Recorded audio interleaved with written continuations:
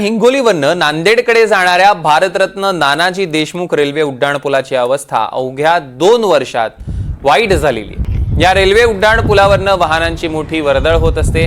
उड्डाणपुलाच्या खालून भुयारी मार्ग तयार करण्यात आलाय, मात्र तो सुद्धा खराब झालाय। आढावा घेतलाय आमचे प्रतिनिधी समाधान कांबळे यांनी। हिंगोली नांदेड महामार्गावरील रेल्वे उड्डाणपुलाची मोठी दुरावस्था झाली आहे।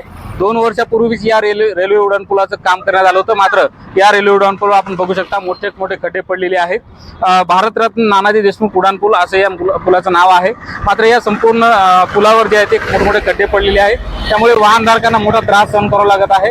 आपण जर बघायला गेलं तर या मार्गावर जे आहे ते हिंगोली ते नांदेड त्याचबरोबर हैदराबाद असा हा मार्ग जातो आणि या मार्गावर जे आहे ते मोठ्या प्रमाणात वाहनांची वर्दळ असते। आपण जर बघायला गेलं तर या ठिकाणी मोठमोठे खड्डे जे आहेत ते पडलेले आपल्याला पाहायला मिळत आहेत। आपण जर बघायला गेलं तर रेल्वे उड्डाणपुलाच्या खाली जे आहे ते भुयारी मार्ग बनवलेला आहे, मात्र तो सुद्धा बंद असल्याचं दिसून येत आहे। आपण जर बघायला तर या साईडला जे आहे ते भुयारी मार्ग बनवण्यात आलेला आहे, मात्र तो सुद्धा बंद अवस्थेत पडलेला आहे। आणि एकंदरीत बघायला गेलं तर या रेल्वे उड्डाणपुला खालून जाणारी वाहतूक देखील बंद करण्यात आलेली आहे। आपल्यासोबत काही प्रवासी आहेत।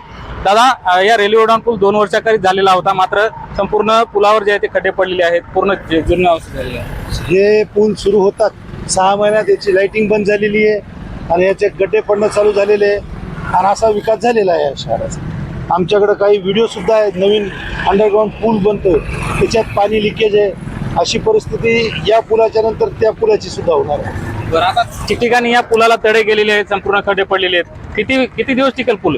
ही पूल आता काय सांगते सर, देवाच्या भरोश्यावर आहे, त्यामुळे केव्हा पडेल त्याची काही गॅरंटी नाही। कारण की गड्डे पहा तुम्ही किती बेकार झालेले, माणसाची कमरं जावं तकलीफ व्हावं तसंच काम चालू आहे। इथं लाइटिंग केलेली होती शोभेची, ती 3ऱ्या महिन्यातच खराब झाली। लाइटिंग बंद आहे। निश्चित बघायला गेलं तर या रस्त्यावर जे ते मोठमोठे खड्डे पडल्याचं प्रवासी सांगतायत। त्याचबरोबर ज्या उड्डाणपुलावर जी लाइटिंग लावलेली आहे, लाईट लावलेली ते सुद्धा बंद अवस्थेत असल्याचं प्रवासी सांगत आहेत। त्यामुळे या ठिकाणी जे आहे ते अपघाताचा धोका वाढलेला आहे। रेल्वे प्रशासनाने जे आहे ते या पुलाची दुरुस्ती करावी अशी मागणी प्रवाशांकडून केली जात आहे। समाधान कांबळे, NDTV मराठी, हिंगोली।